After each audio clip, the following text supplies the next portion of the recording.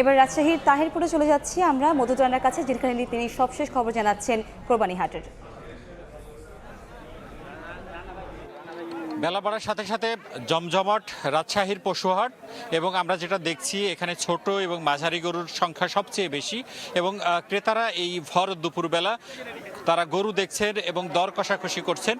বিশেষ করে ছোট এবং যেসব মাঝারি গরুগুলো রয়েছে সেগুলোর চাহিদা যেরকম বেশি, দামও একটু বাড়তি।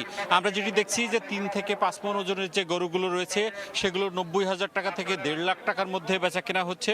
অন্যদিকে 5 মণ থেকে 8 মণের যে গরুগুলো রয়েছে সেগুলো 1.5 লাখ টাকা থেকে 2,20,000 টাকার মধ্যে বেচা কেনা হচ্ছে। এবং আমি যদি মাংসের হিসেবে বলি, এখানে 2 মণ থেকে 5 মণ ওজনের যে গরুগুলো রয়েছে অর্থাৎ ছোট গরুগুলো রয়েছে সেগুলো 60,000 টাকা থেকে 1.5 লাখ টাকা, অর্থাৎ প্রতি মণ মাংসের হিসেব করলে 30,000 টাকার মধ্যেই আসলে কিনতে হচ্ছে। অন্যদিকে বড় যে গরুগুলো রয়েছে সেগুলোও আসলে 27,000 টাকা মণের মধ্যে কিনতে হচ্ছে। এখানকার যারা ক্রেতারা তারা বলছেন যে অন্যান্য বছরের তুলনায় এবছর 5 থেকে 10,000 টাকা বেশি, এবং যারা বিক্রেতা তারা বলছেন যে গোখাদ্যের দাম বাড়ায় কিছুটা বাজার চড়া মনে হচ্ছে।